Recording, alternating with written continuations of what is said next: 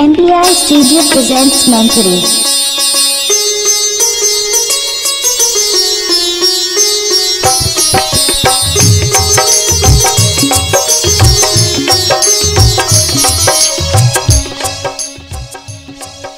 दृष्टांत सुनाने के लिए जा रहे हैं माता पिता भाई बहन।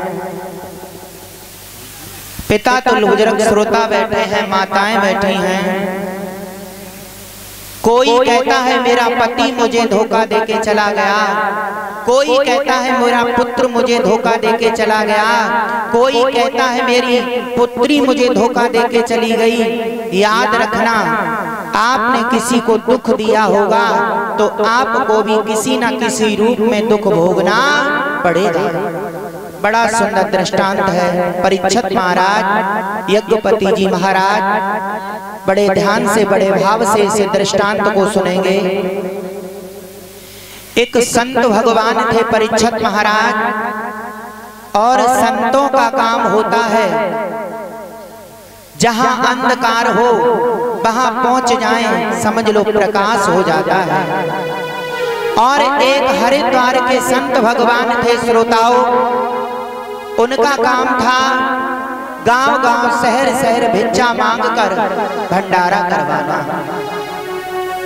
एक बार संत भगवान ने बहुत सारा धन इकट्ठा कर लिया और धन को ले जाकर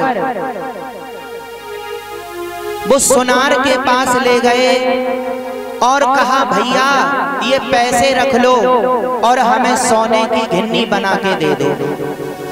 सुनार ने वो पैसे ले लिए, सोने की घिन्नी बनी है 40।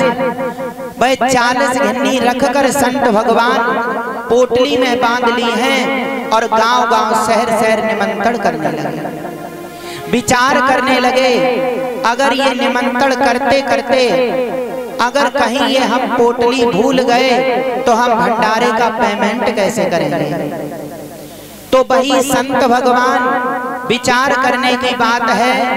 पहले या तो गांव के जमींदार पे भरोसा किया जाता था, या तो गांव के मुखिया पे भरोसा किया जाता था, और समय के अनुसार अब लोग गांव के प्रधान पर भरोसा करते हैं।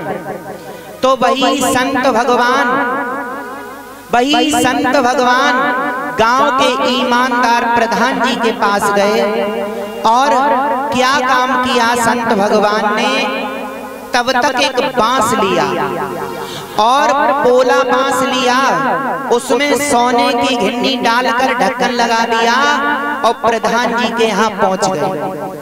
कहा प्रधान बेटा ये बांस हमारा रख लो, और जब हम बांस लेने आए तो हमारा बांस लौटा देना। प्रधान जी ने रख लिया।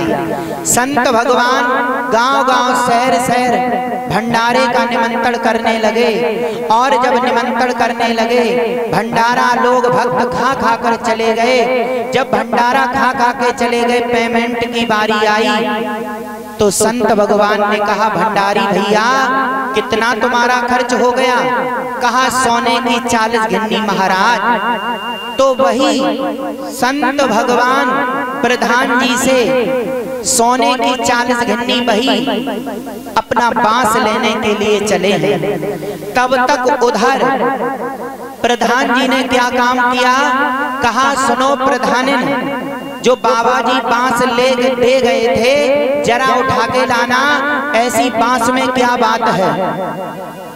वही प्रधानिन बांस लेकर आई। प्रधान जी ने बांस को हिलाया और जैसे ही उल्टा किया वैसे एक नहीं दो नहीं, सोने की 40 घिन्नी निकल के पृथ्वी पे गिर जाती है। अब तो प्रधान जी के मन में पाप आ गया। वैसे तो प्रधानी में बहुत कमाई है, प्रधान जी ने वो सोने की घिन्नी 40 चुरा के और साइकिल के पहिए के छर्रे 40 निकाले और उस बांस में डालकर ढक्कन लगा के। अगर दृष्टांत में एक भी बात निकल गई पूरा दृष्टांत बेकार हो जाएगा, समझ में नहीं आएगा। आइए, वही प्रधान जी ने सोने की 40 घिन्नी चुरा ली है, साइकिल के पहिए के छर्रे 40 निकाले, डाल दिए, ऊपर से ढक्कन लगा दिया। तब तक संत भगवान उधर से आ गए और संत भगवान आ गए। संत भगवान ने कहा, अरे बेटा, जो हम बांस दे गए थे जरा हमें बांस लौटा दो। प्रधान जी ने कहा, सुनो प्रधान, जो बाबा जी बांस दे गए थे जरा लौटा के दे दो। पत्नी तुरंत गई, बांस उठा के ले गई और बाबा जी को दे दिया। जब बाबा जी को दे दिया है, संत भगवान 2 कदम पीछे हटे, मन में विचार किया किसी पर भरोसा नहीं करना चाहिए। जब हम बांस देने आए थे तब बोली में कुछ और बात थी और जब लेने आए हैं तो बोली में फर्क है, विश्वास नहीं करना चाहिए। वही संत भगवान ने बांस का ढक्कन हटाया और जैसे ही उल्टा किया तो उसमें सोने की घिन्नी नहीं, साइकिल के पहिए के छर्रे निकल के गिर जाते हैं। संत भगवान ने कहा, हे भगवान, ये क्या हो गया? संत भगवान ने कहा, प्रधान बेटा, ये आपने क्या कर दिया? आपने मेरी सोने की 40 घिन्नी चुरा ली है, ये आपने क्या कर लिया? हमें दे दो।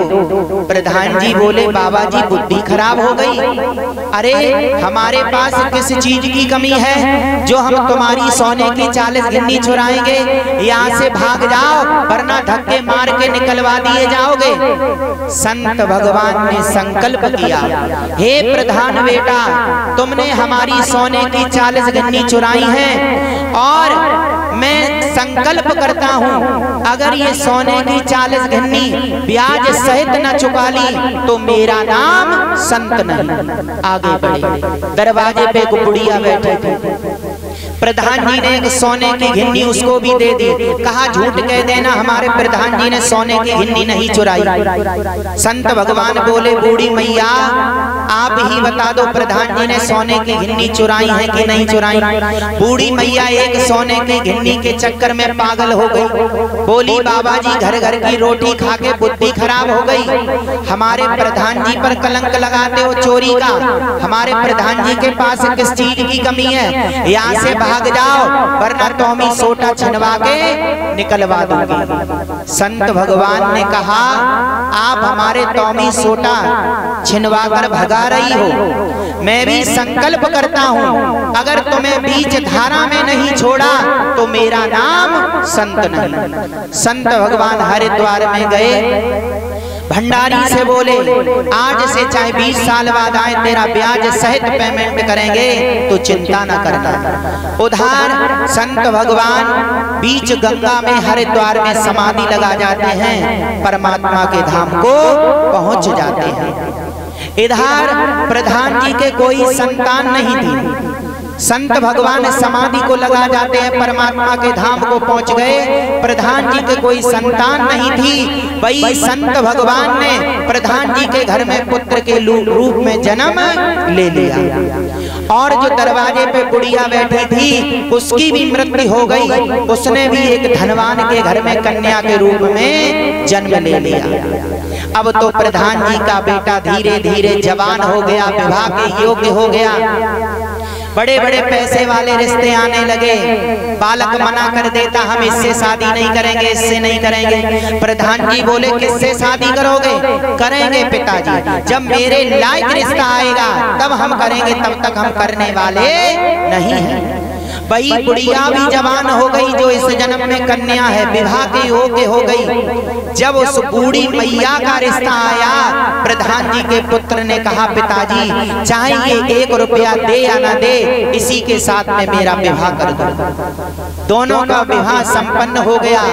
जैसे ही विवाह होके घर पे आए, संत भगवान ने अपने शरीर को छूने भी नहीं दिया, बीमार पड़ गए।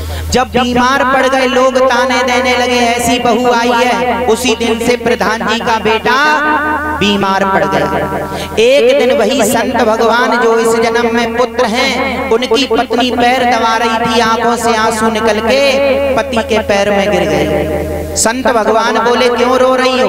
रो क्या रहे हैं स्वामी? लोग हमें कलंक लगाते हैं। जिस दिन से बहू आई है उस दिन से प्रधान जी के बालक बीमार हो गए। प्रधान जी के बालक बोले सुनो, हम हमेशा के लिए सही हो जाएंगे अगर हमारे पिताजी हरिद्वार में विशाल भंडारा करें, जो गली गली का भी बच्चा भूखा न रहे। ठीक हो जाओगे? हो जाएंगे। एकदम से बहू भाग कर गई, बोली ससुर जी हमारे पति ठीक हो जाएंगे अगर आप हरिद्वार में विशाल भंडारा करें। प्रधान जी बोले एक क्या 5 भंडारे कर देंगे, हमारा पुत्र तो ठीक हो जाए। वही प्रधान जी ने क्या काम किया? प्रधान जी ने क्या काम किया? सब लोग भंडारे के लिए तैयार हो गए हरिद्वार जाने के लिए। प्रधान जी ने 2 लाख रुपए की गड्डी बांधी, चलो बेटा सब तैयारी हो गई। वही पुत्र बोले जो इस जन्म में पुत्र के रूप में है संत महात्मा, बोले पिताजी धन बांध लिया? हाँ बांध लिए। कितने? 2 लाख रुपए। अब पिताजी सोने की 40 गिन्नी रही जा रही है, वो भी तो बांध लो। पिताजी बोले तुझे कैसे मालूम है मेरे पास सोने की 40 गिन्नी है?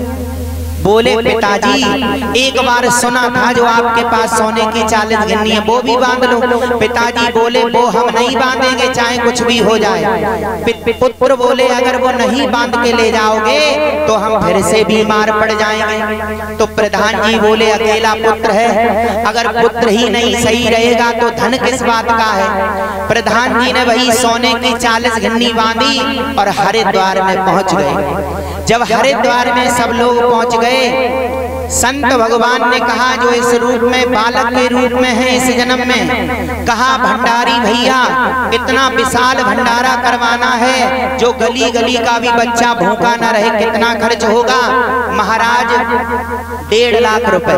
चल मिलेगा, तू पहले भंडारा कर।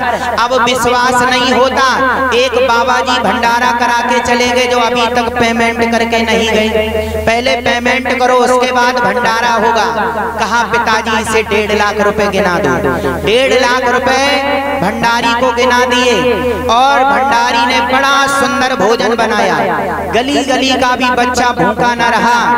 बड़ा सुंदर प्रकार से भक्त लोग भोजन खा के चले गए। और जैसे ही सुबह हुई, संत भगवान जो बालक के रूप में हैं बोले पिताश्री इसका बड़ा सुंदर भोजन बना है, इसे 50,000 रुपए इनाम के और दे दो। इनाम के दिला दिए और कहा भंडारी भैया वो संत भगवान कितना खर्च करा के चले गए? महाराज सोने की 40 गिन्नी। पिताश्री जो सोने की 40 गिन्नी बांध कर लाए हो वो भी इन्हें दे दो।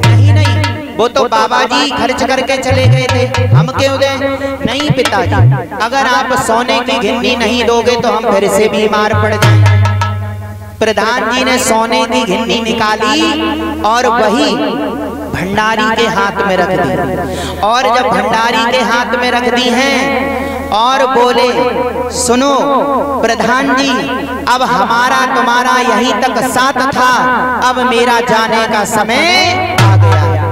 जब इतनी बात कही माता पिता भाई बहन, प्रधान जी मन में विचार करने लगे, पहले मेरा बेटा बीमार था अब लगता है पागल हो गया, अब ये डायरेक्ट हमसे प्रधान जी कह रहा है। प्रधान जी बोले बेटा हम तुम्हारे पिता हैं और पुत्र को पिता का नाम लेते शोभा नहीं देता है। संत भगवान बोले कौन किसका पिता कौन किसका पुत्र? ना तू मेरा पिता है ना मैं तेरा पुत्र हूँ, मैं वही पूर्व जन्म का संत हूँ जो तूने मेरी सोने की 40 गिन्नी चुरा ली थी। मैंने कहा अगर ब्याज सहित न चुका ली तो मेरा नाम संत।